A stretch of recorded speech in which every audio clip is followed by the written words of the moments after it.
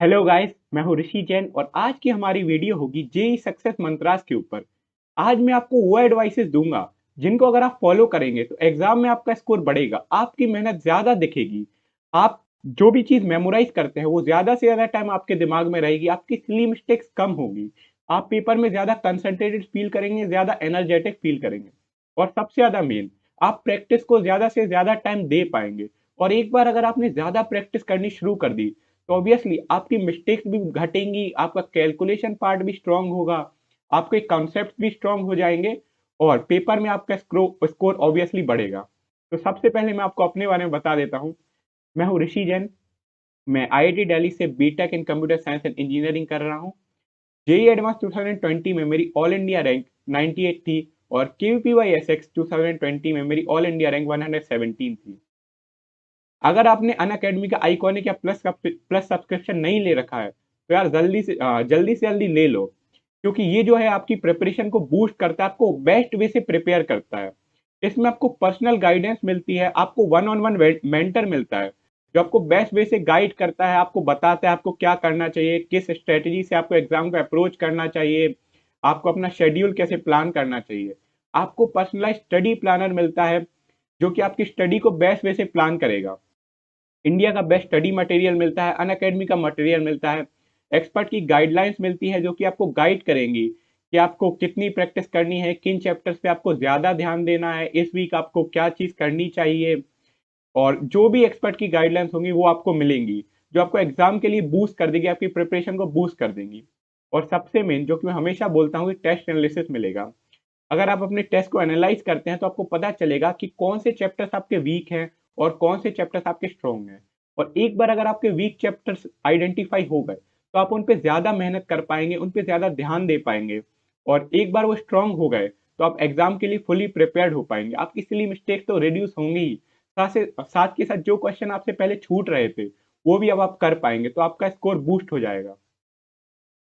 इस प्लान को आप अपने हिसाब से ले सकते हैं। जैसे आप ड्रॉपर्स बैच के हैं या आप 12th के मिड में हैं तो आप 6 मंथ्स का प्लान ले सकते हैं।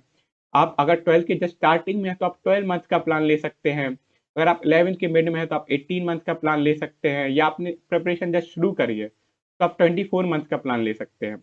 इसके अलावा अगर आपको प्लान बहुत ही शॉर्ट टर्म के लिए चाहिए या आपकी प्रिपरेशन जस्ट एंड होने वाली है, आपका पेपर 1 महीने या 4 महीने दूर है, तो 1 मंथ का प्लान या 3 मंथ का प्लान अपने हिसाब से ले सकते हैं।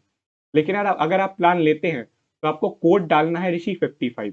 इससे आपको मैक्सिमम बेनिफिट्स मिलेंगे प्लस सब्सक्रिप्शन और आइकॉनिक सब्सक्रिप्शन पे। तो आइए वीडियो शुरू करते हैं। तो सबसे पहला मंत्र यह है कि जब आप सुबह उठते हैं तो आपका जो मॉर्निंग रूटीन है वो बहुत ही अच्छे से प्लान होना चाहिए, वो काफ़ी अच्छा होना चाहिए, ताकि आप ज़्यादा एनर्जेटिक फील करो, ज़्यादा फ्रेश रहो।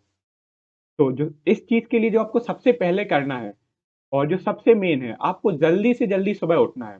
जल्दी से मेरा मतलब है कि 7 बजे से पहले उठने की ही ट्राई करें।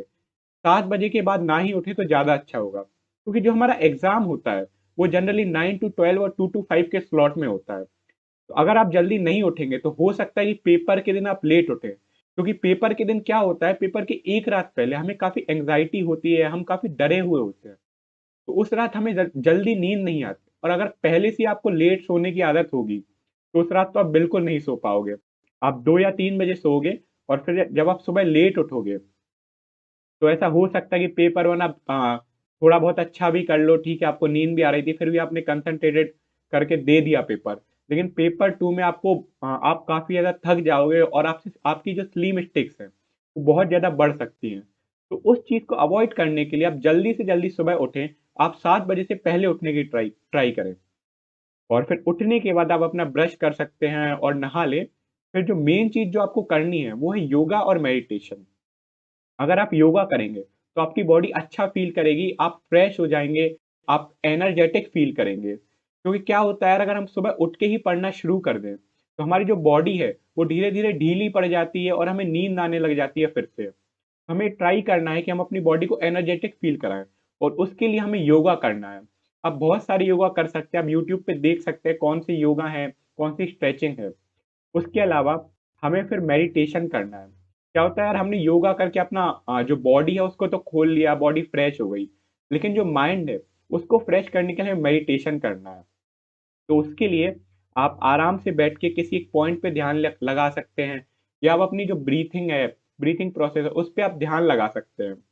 या फिर बहुत सारी ट्रिक्स होती हैं, आप विजुअलाइजेशन ट्रिक कर सकते हैं, उसमें आप अपने दिमाग में कोई भी चीज़ सोच सकते हैं, या फिर आप यूट्यूब पे कोई भी मेडिटेशन सेशन सुन सकते हैं, जो कि आपको काफ़ी हेल्प करेगी। और अगर आप मेडिटेशन करते हैं तो आप फ़ील करेंगे यार कि आप बहुत ज़्यादा कंसंट्रेटेड फ़ील कर रहे हैं। उसके बाद जब आप कोई चीज़ पढ़ने जाएँगे तो आपको लगेगा हाँ, जो चीज़ मैं पढ़ रहा हूँ मेरा पूरा ध्यान उस पे है। अगर आप प्रॉब्लम सॉल्व करेंगे तो आपके दिमाग में कोई भी एक्स्ट्रा चीज़ नहीं आएगी। अगर मेडिटेशन तो आपको ज़रूर करना है।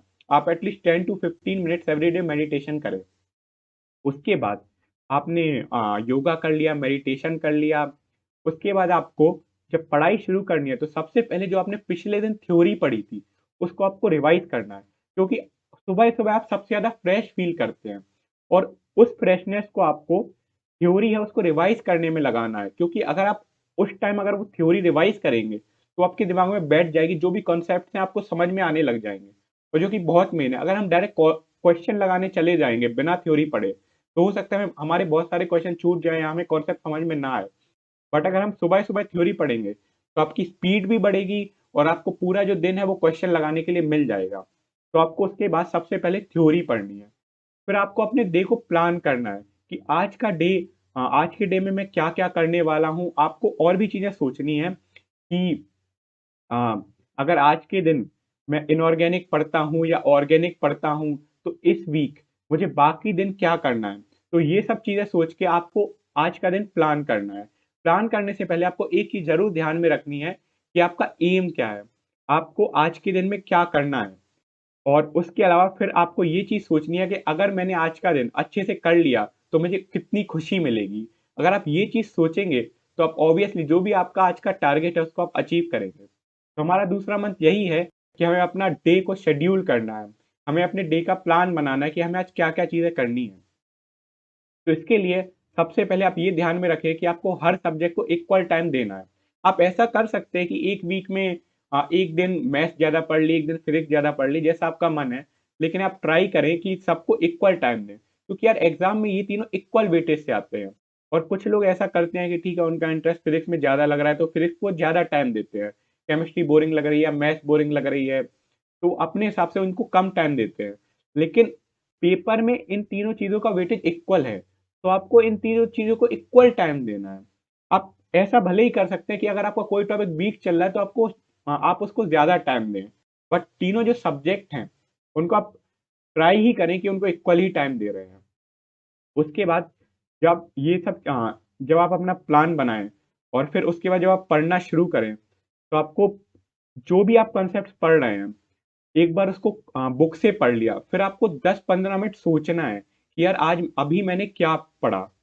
उस आप चाहें तो उसको लिख के ट्राई कर सकते हैं कि जो आपने कॉन्सेप्ट पढ़ा है उसको एक पेपर पे लिख लिया। तो इससे क्या होगा, जो आपने कॉन्सेप्ट पढ़ा है वो आपके दिमाग में बैठ जाएगा।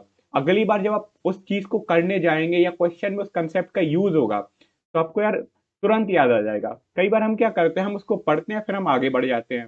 तो हमारी शॉर्ट टर्म मेमोरी मेमोरी में रह जाता है, और कुछ टाइम बाद वो क्या होता है, अपने आप हट जाता है। तो हम क्वेश्चन करने जाते हैं तो वो इतने अच्छे से याद नहीं आता है।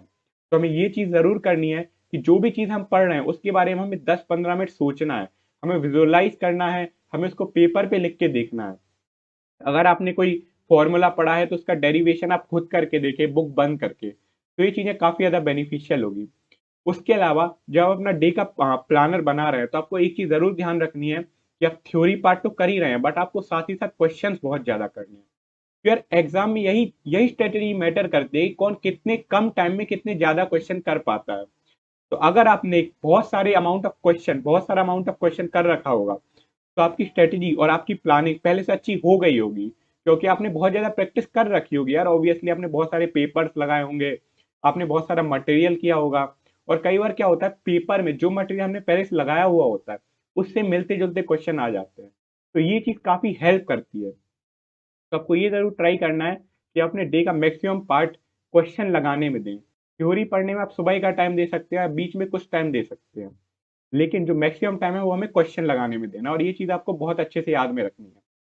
फिर इसके अलावा कई बच्चों का ऐसा होता है कि उन्हें कुछ सब्जेक्ट है वो बोरिंग से लगते हैं, कई बच्चों को केमिस्ट्री बोरिंग लगता है या फिजिक्स बोरिंग लगता है। तो जो आपको सब्जेक्ट बोरिंग लगता है, उसको आप एक साथ ज़्यादा टाइम के लिए ना पढ़ें।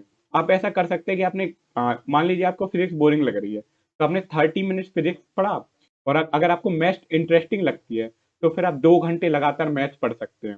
फिर आप वापस 30 मिनट्स फिज़िक्स पढ़ लें, फिर आप 2 घंटे केमिस्ट्री पढ़ सकते हैं, फिर आप फिज़िक्स पढ़ लें। तो ये चीज़ आपको काफ़ी हेल्प करेगी क्योंकि जो आपका बोरिंग जिस सब्जेक्ट को आप बोरिंग समझते हैं, उसको भी आप टाइम दे पाएँगे और आपका माइंड फ्रेश रहेगा क्योंकि जो आपको सब्जेक्ट अच्छे लगते हैं, वो आपने उस बीच में लगा लिए हैं। तो एक बार माइंड फ्रेश हो गया, आप अच्छा फ़ील करने लगे, तो वापस जब उस सब्जेक्ट को पढ़ेंगे, तो आपको दिमाग में अच्छे से जाएगा और आपकी चीज़ें ज़्यादा समझ में आएँगी। अगर हम एक ही बार में एक ही सब्जेक्ट को बहुत टाइम तक पढ़ते रहें, तो हम बोर हो जाते हैं और फिर जो चीज़ें हमको पहले अच्छे से समझ में आ सकती थी, वो एंड के टाइम में ऐसा होता है कि हम उसको स्किप कर देते हैं और लगता है यार ठीक है, आगे बढ़ते हैं। और इस चक्कर में जब वो एग्ज़ाम में चीज़ें आती हैं तो हमको याद में बिल्कुल नहीं आती है, हम उन चीज़ों को भूल जाते हैं। तो हमें ये ज़रूर ट्राई करना है कि जिस सब्जेक्ट को हम बोरिंग समझ रहे हैं, उनको हम रेगुलर इंटरवल पे करें। जो हमारा तीसरा सक्सेस मंत्र है, वो है कि हमें शॉर्ट नोट्स बनाने हैं। जेईई प्रिपरेशन का एक बहुत ही मेन पार्ट होता है कि हमारे पास हमेशा अच्छे शॉर्ट नोट्स हो जो कि हमके हमारे खुद के बनाए हुए हो। मार्केट में ऐसे बहुत सारे शॉर्ट नोट्स मिल जाते हैं, डिफरेंट डिफरेंट कोचिंग के डिफरेंट शॉर्ट नोट्स मिल जाते हैं। लेकिन अगर हमारे पास खुद के शॉर्ट नोट्स नहीं है, तो पेपर के पहले हो सकता है कि वो हमें इतने अच्छे समझ में ना आए या फिर उनमें वो सारी चीज़ें कवर ना हो जो हमें आज तक समझ में आई हैं। जो हमारे टीचर ने हमें चीज़ें बताई हैं, वो शायद उसमें कवर ना हुई हो। तो ये एक मेन एम होता है कि प्रिपरेशन एंड होने से पहले हमारे पास खुद के शॉर्ट नोट्स हो और वो सारी चीज़ें कवर करते हों जो हमने आज तक पढ़ी हों, सारे आइडियाज़। तो शॉर्ट नोट्स बनाने के कुछ तरीके होते हैं। सबसे पहले चैप्टर का जो मेन आइडिया हमें वो ध्यान में रखना है। फिर उससे रिलेटेड जो-जो चीज़ें हमें समझ में आ रही हैं, हमें वो लिखते जानी है। जैसे आपने फोर्स वाला चैप्टर पढ़ा, तो आपको टेंशन समझ में आई, तो आपको टेंशन के बारे में लिखना है। फिर कुछ बच्चे ऐसा करते हैं कि जब शॉर्ट नोट्स बनाते हैं, वो पूरी थ्योरी ही लिख देते हैं। कि जैसे उन्होंने कोई बुक खोली, तो उसका कोई एक चैप्टर पढ़ रहे हैं, तो उसमें वो हाइलाइट कर देते हैं, फिर वही शॉर्ट नोट्स में लिख देते हैं।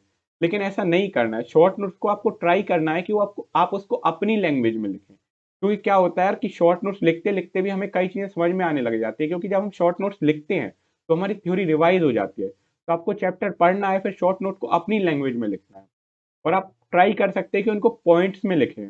जैसे आपको पता है कि कार्बन की 4 वैलेंसी होती है, तो आप उसको ऐसे लिख सकते हैं कार्बन टेट्रावैलेंट। तो आप उसको अगर ऐसे लिखेंगे, तो आपके नोट्स भी शॉर्ट बनेंगे और आपको चीज़ें मेमोराइज़ करने में ज़्यादा ज़्यादा आसानी होगी। तो आपको ये चीज़ ध्यान में रखनी है शॉर्ट नोट्स बनाते समय। उसके अलावा शॉर्ट नोट्स बनाने के अलावा फ्लो चार्ट बना सकते हैं और वो उसी कॉपी में बना सकते हैं जिसमें आप शॉर्ट नोट्स बना रहे हैं। फ्लो चार्ट से क्या होता है उसमें आप चैप्टर के जो मेन मेन कंसेप्ट हैं आप वो लिख देंगे एक जगह पे। तो जैसे आप फ्लो चार्ट देखेंगे तो आपको पता चल जाएगा हाँ इस चैप्टर में ये चीज़ें हैं और ये सारी चीज़ें इन चीज़ों से कनेक्ट होती हैं। तो आपको एक आइडिया हो जाएगा कि ये चैप्टर किस बारे में, और जब भी आप फ्लो चार्ट देखेंगे तो आपके दिमाग में बहुत सारी चीज़ें आने लग जाएंगी, पता चल जाएगा ये उससे कैसे रिलेटेड है। तो आपको फ्लो चार्ट भी शॉर्ट नोट के साथ बनाना है। उसके बाद एक बार हमने अपने शॉर्ट नोट्स बना लिए, लेकिन हमें ट्राई करना है कि एक बार ही नहीं, उनको बार-बार अपडेट करें। जैसे आपने एक टेस्ट दिया, तो उसमें आपको कुछ नई चीज़ समझ में आई जो आपसे मिसिंग थी, जो आपके शॉर्ट नोट्स में मिसिंग थी। तो आपको फिर चैप्टर को थोड़ा बहुत पढ़ना है, उस पार्ट से रिलेटेड पढ़ना है और फिर हमें उसके बारे में अपने शॉर्ट नोट्स में लिखना है, उसको अपडेट करना है। या आप अपने टीचर से कोई डाउट पूछा तो आपको कोई एक नई चीज़ समझ में आई, तो वो भी आप अपने शॉर्ट नोट्स में लिखना है। अगर आप अपने इस तरीके से शॉर्ट नोट्स बनाते हैं और हर सब्जेक्ट के शॉर्ट नोट्स बना के रखते हैं, तो इससे यार पेपर के जस्ट पहले आपको रिवाइज़ करने में काफ़ी ज़्यादा हेल्प मिलेगी। क्योंकि पेपर के पहले हमारे पास इतना टाइम नहीं होता कि हम पूरे नोट्स को रिवाइज़ कर सकें, हमें बहुत सारी प्रॉब्लम करनी होती है ताकि हम कॉन्फिडेंट फ़ील करें। तो उस टाइम बेस्ट चीज़ होती है कि हम अपने शॉर्ट नोट्स को रिवाइज़ कर लें, एक बार देख लें उन्हें, चैप्टर का फ्लो चार्ट देख लें, कोई चीज़ हमसे मिस तो नहीं हो गई, कोई चीज़ हमें ऐसा तो नहीं है कि हम कोई चीज़ भूल गए हों। तो ये हमारा तीसरा सक्सेस मंत्र। इसके अलावा हमारा चौथा सक्सेस मंत्र है कि हमें बहुत सारे प्रैक्टिस टेस्ट देने हैं, बहुत सारी प्रॉब्लम्स करनी है। क्योंकि क्या होता है यार कि अगर हमारे दिमाग में बस थ्योरी होगी, तो हम पेपर में उसका प्रैक्टिकल एप्लीकेशन नहीं कर पाएँगे। इसलिए हमें ट्राई करना है कि हम बहुत सारी प्रॉब्लम करें। आपको सबसे पहली चीज़ ये ट्राई करनी है कि हर हफ्ते आप एटलीस्ट एक जेईई फॉर्मेट का पेपर ज़रूर दें। उस पेपर को आप अपनी कोचिंग से या अनअकैडमी से जहाँ से भी आपको पेपर मिलता है, वहाँ से कर सकते हैं। या फिर आपके पास अगर कोई सब्जेक्ट रिलेटेड आप पेपर कर रहे हैं और आपको वो कहीं अवेलेबल नहीं हो रहा है, या आपको किसी पर्टिकुलर कॉन्सेप्ट पे आपको पेपर करना है, उसके रिलेटेड आपको प्रैक्टिस प्रॉब्लम्स करनी है, तो आप बुक ले सकते हैं और बुक से आपको सिलेक्टेड प्रॉब्लम उठा लें जो उस कॉन्सेप्ट से रिलेटेड है और उनको आप एज अ पेपर करें। जैसे आपने 20 प्रॉब्लम्स उठा ली, तो आपको ट्राई करना है कि 20 प्रॉब्लम्स आप 60 मिनट्स में करें, जो कि जेईई एडवांस का फॉर्मेट है। अगर आप उसी फॉर्मेट से करेंगे और आपको वैसे ही करना है जैसे आप एग्जाम में करते हैं, कि अगर आपको कोई प्रॉब्लम नहीं बन रही है तो आप उसको स्किप करके आगे बढ़ें, एंड में आके वापस इस प्रॉब्लम को करें जब आपने पेपर को एक बार में पूरा कर लिया हो या जो प्रॉब्लम आपको ईजी लग रही तो आप कर चुके हो। इससे क्या होगा कि आपकी एग्जाम की फील बनी रहेगी, आपसे सिली मिस्टेक कम होंगी, आप ज़्यादा फोकस्ड होंगे। उसके बाद जब आप ये एग्जाम करें तो ये चीज़ आपको ज़रूर ध्यान में रखनी है कि जो भी आपने क्वेश्चन गलत किए हैं उनको आप एक बार मार्क कर लें और फिर देखिए कि यार मैंने क्या इसमें क्या गलती करी, क्या मेरी स्ली मिस्टेक थी या मुझे कोई कॉन्सेप्ट नहीं आता था। अगर आपकी स्ली मिस्टेक थी तो फिर आपको ध्यान देना, अपनी कैलकुलेशन में ध्यान देना है, अपनी कंसंट्रेशन पे ध्यान देना है, आपको और ज़्यादा प्रॉब्लम्स करने की ज़रूरत है।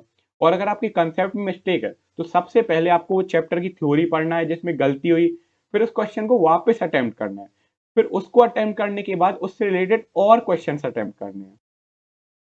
फिर जब ये सब हो गया तो आपके उसके बाद आपको अपने क्वेश्चन पेपर को एनालाइज करना है कि कौन से चैप्टर्स आपके वीक थे, किन चैप्टर्स की प्रॉब्लम आपने कम अटेम्प्ट करी, किन चैप्टर की प्रॉब्लम आपसे ज़्यादा गलत हुई। ये सब करेंगे तो आपको पता चल जाएगा, हाँ मेरा ये चैप्टर वीक है, मुझे इसमें ज़्यादा प्रैक्टिस करनी है। फिर एक बार जैसे ही आपने आइडेंटिफाई किया तो उस पर्टिकुलर चैप्टर की आपको फिर से एक क्वेश्चन पेपर बनाना है और फिर से आपको उसे जे एज अ जेई सॉल्व करना है। इससे क्या होगा, जो आपका वीक चैप्टर है उसमें भी आप कॉन्फिडेंट फील करोगे। तो ये थी यार हमें कि ज़्यादा से ज़्यादा प्रैक्टिस टेस्ट करनी चाहिए। इसके अलावा जैसे ही हमारा जेईई पास आता है, हमें ट्राई करना है कि जो हमारी एग्जाम देने की फ्रिक्वेंसी है हम उसको बढ़ाते जाएं। अगर आपके 3 महीने बच्चे हैं तो आपको ट्राई करना है कि हर 3 दिन में आप एटलीस्ट एक पेपर दो, ताकि आपको फील आ जाए एग्जाम की, आप एग्जाम में घबराओ नहीं, आपको लगे हाँ ये एग्जाम तो मैं रोज ही देता हूँ, आज कुछ नई बात नहीं है। अगर ये फील आ गई तो एग्जाम में कैसी भी कंडीशन हो आप अच्छा ही परफॉर्म करोगे। और साथ ही साथ आपको ट्राई करना है कि आप एग्जाम को बुरी कंडीशन में करो, कि आपके पास 3 घंटे की जगह आप 2.5 घंटे में करो। आप डिफरेंट डिफरेंट कंडीशंस बनाओ खुद के लिए अलग अलग मुसीबतें बनाओ कि ठीक है कि आज मैं ऐसा करूंगा कि अगर मैं कम सोया हूँ तो भी मैं एक टेस्ट देने की ट्राई करूंगा, क्योंकि ऐसा हो सकता है एग्जाम के दिन आप स्लीप डिप्राइव्ड हो, आपको ज़्यादा नींद आ रही हो, तो अगर आप इन माहौल में भी एग्जाम करने की हिम्मत रखते हैं तो आपका एग्जाम एट द एंड अच्छा ही जाएगा। सर ये थे मेरे 4 सक्सेस मंथ, जो अगर आप फॉलो करेंगे तो आप एग्जाम में बेटर परफॉर्म करेंगे और आपका रिजल्ट अच्छा आने लग जाएगा। Thank you. अन अकेडमी का आइकॉनिक और प्लस सब्सक्रिप्शन यार जरूर देखें एक बार। ये आपको काफ़ी हेल्प करेगा, आपको इसमें एग्जाम पेपर भी मिल जाएंगे, प्रैक्टिस पेपर भी मिल जाएंगे, आपको वो टेस्ट भी मिल जाएंगे जो किसी एक पर्टिकुलर टॉपिक के रिलेटेड हैं, पर्टिकुलर चैप्टर के रिलेटेड हैं, तो इस प्रोसेस में ये बहुत ज़्यादा हेल्प करेगा। कोड आप ज़रूर लगाएं ऋषि55। और अगर आपको आज का वीडियो पसंद आया है तो लाइक करें, शेयर करें और सब्सक्राइब करें। Thank you.